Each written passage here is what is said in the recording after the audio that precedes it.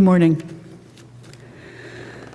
On the morning of October 5th, 2014, I instantly acquired a new language, the language of grief.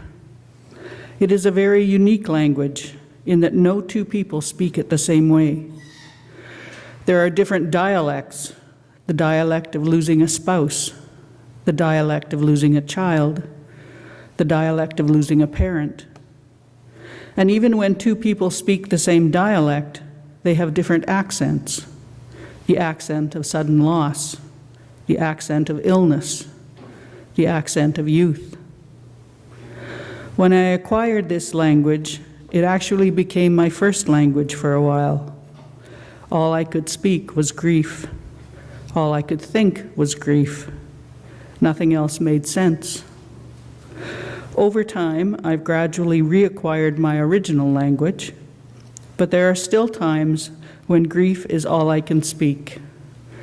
Christmas can be one of those times. It's been 3 years since my husband Bill died.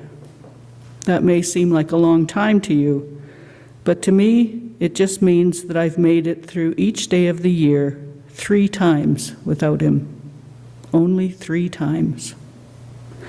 We spent 30 Christmases together. This will only be my 4th without him. It's still new to me. Death is an uncomfortable topic in our culture.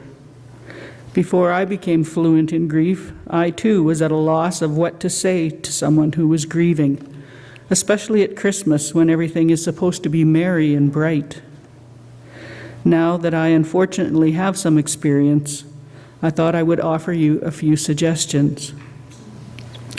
Please understand that I speak from my experience, with my own grief dialect and accent, so what I say may or may not apply to others, but it's a starting point.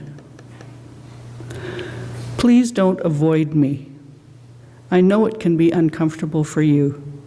It can be uncomfortable for me too, but I'd rather be uncomfortable with you than uncomfortable alone. It's okay to say, I don't know what to say. And I know people are just trying to be supportive, but trust me, any sentence that begins with, at least, is not comforting. At least he didn't suffer.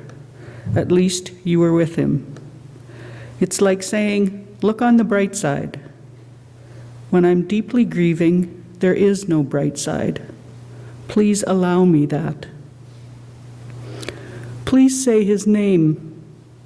Bill only came to church on Christmas Eve, so you may not remember him, and that's okay. But if you do have a memory of him, please share it with me. Or ask me about Bill. I like to talk about him. I need to talk about him. Which brings me to my next point. Please don't be afraid that you will make me cry. I cry a lot, and I'm way past being embarrassed about tears running down my face in public. Try not to be embarrassed for me. One of the kindest things anyone has said to me when they saw I was having a hard time was, would a hug help? And then allowing me to say yes or no. Please don't be offended if I don't look at you when I talk to you. Sometimes grief is so close to the surface, for whatever reason, and sometimes I don't even know the reason, that even looking you in the eyes is more than I can handle at that moment. Please let me cope the best I can. And finally, it's okay to wish me a Merry Christmas, and a Happy New Year for that matter. I know they are wishes, not expectations, and I wish the same for you.